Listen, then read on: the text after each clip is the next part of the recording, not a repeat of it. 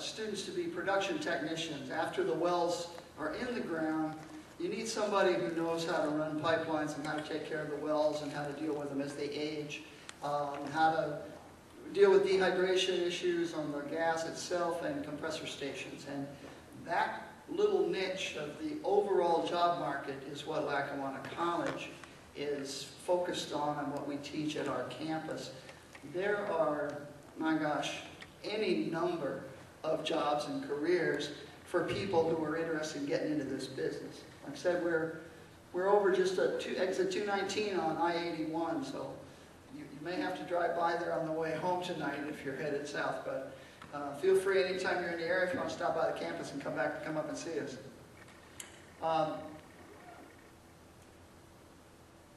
We've, in addition to our degree programs, we have the capability of being flexible and doing some custom programs for industry, and we have done that for computer sciences to help bring a group of new office people up when one of the companies came in and they wanted to get Microsoft training for all their people. We have a well control school contractor that'll come up and do well control school for drillers as the volume or need is based, and other things that we can do to help the industry, and we've tried to be flexible in that regard.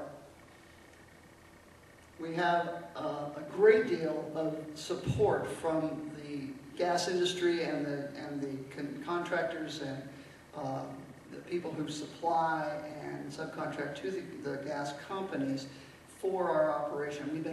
We've been really lucky in that respect because they've provided us equipment, they've provided some funding, they've provided internships for our students as they've gone through the program, and they're continuing to do so as we get our compression lab up and running this summer for this new major in the fall. So Chesapeake was very generous in donating funds early on to help us get our pneumatics and electronics lab up, and EXCO, that says North Coast, that's now EXCO Resources, was also a contributor early on, and so we were really pretty generous. We said, we'll name a building after you if you're willing to give us a little money, and they did, so we did.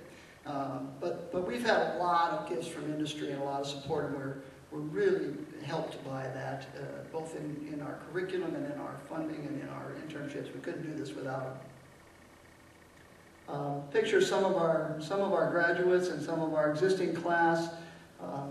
We've got a wellhead in the lab. We've got a whole bunch of different pieces of field equipment now that the field techs can play with, take apart, see how they work in our lab, as well as our ability where we're located to get people out into the field and on field trips. And again, my hat's off to industry. Industry's been great about arranging and getting our people out in the field and going to visit drill sites and frac jobs and producing sites. So these guys and women, after they get out of the program, have already seen and felt and know what's going to happen and what they're getting into.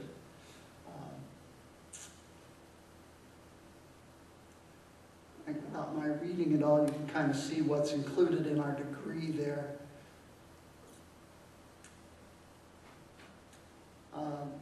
For our two-year programs, the Middle States accreditation requires a certain core amount of educational training in addition to the technical classes. So we, of course, offer that at the New Milford Center, and writing and speech and math, and we've thrown in a course in environmental law. And we did that because we think it's important for even technician-level people to be aware of our environment and the laws that govern this industry.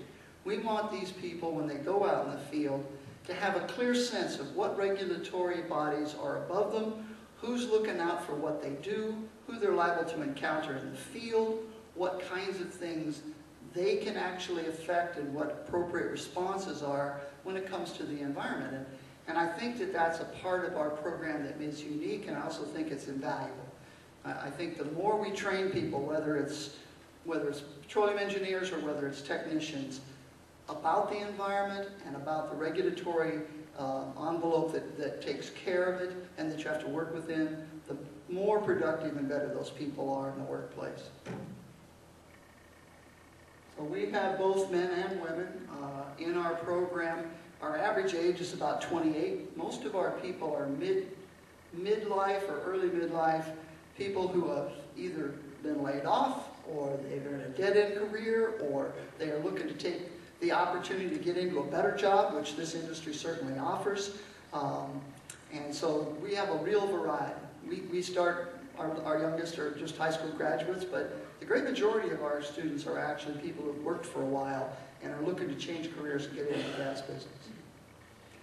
We are able to get out to a number of sites and take a look at drill rigs. We've got access to producing facilities, and any equipment we haven't got in the lab, we can certainly get to in the field within about 20 or 30 minutes of our campus. So that's kind of handy. There's a big compressor over there on the Cabot site. We're going to have a compressor and a driver in our lab for the compression program to work on, but it won't be quite that big. Compression program that we're rolling out this fall is a one-year certificate program with these technical courses. We will make it possible for anybody who wants to get a 2-year associate's degree through Lackawanna College to take that second year of core academic courses either on campuses, one of our satellite campuses, or online. And we're thinking probably they're going to get employed, they're going to be in the workplace, and it may further their job possibilities and potentials to finish that associate's degree, and will allow them to do that. Again, we can get to almost everything that's involved with the gas business in a pretty short order, so we don't have to duplicate everything on campus. We can take people up on a field trip with pretty short notice. That's a bunch of the group. I think that's the end of my presentation.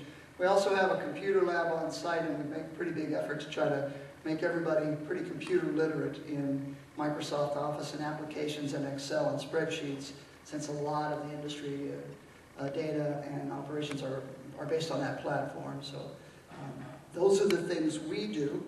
And as I said, we'll entertain questions afterwards, after everybody's spoken. I don't want to tie up the mic all evening here. And I'm sure you're dying to ask me questions, but well, I'll wait. And I'll let the next speaker come up.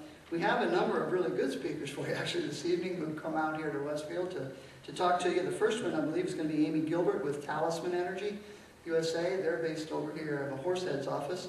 Amy, if you'd like to come up, I'll turn it over to you.